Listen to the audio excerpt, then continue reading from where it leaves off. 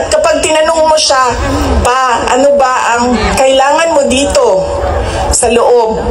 Ang sinasabi lang niya, mga, alam mo yon, mga bagay na shaving cream, Coke Zero,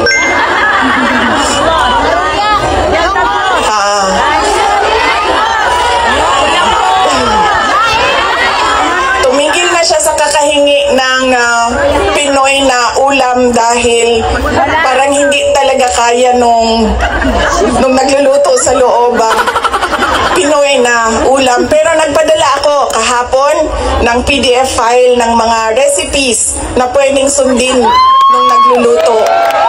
Yes! Duterte! Duterte! Ang hilig sa Coke Zero at yun lang yung hingi niya. May shopping list doon sa loob. At sabi niya doon sa gwardiya na isulat mo dyan 2 case ng Coke Zero. Kahapon, bago ako umalis, tinuruan ako ng gwardiya. Sabi niya, pwede ka naman bumili dyan sa vendo tapos iiwan mo para sa kanya. So sabi ko, Papa, anong gusto mo dito? Sabi niya, Coke Zero lang. So bumili akong 4 na Coke Zero, iniwan ko sa kanya. Sabi ko pa, that's 1 for each day pa ha. So today, tomorrow Saturday, tomorrow Sunday, Monday, Tuesday, Wednesday. Dahil darating na yung grocery list mo by Wednesday. At sagot niya sa akin, bakit isa lang? Sabi naman nung gwardiya, sabi niya, you have to have at least, he has to have at least 2 because he already drank upstairs 1 Coke Zero.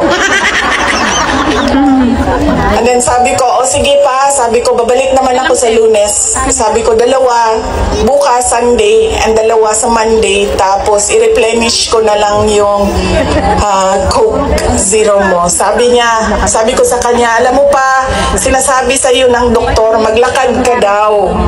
Huwag kang nakaupo lang sa kwarto mo. Tapos sabi ko, pwede ka naman, allowed kayo na lumabas dyan. Sabihan niyo lang ang gwardiya.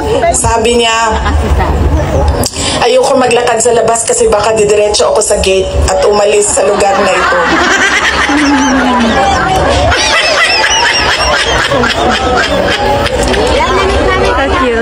Nagkakaroon na rin siya ng mga kaibigan, yung mga tao doon sa loob ay nagiging kaibigan na niya.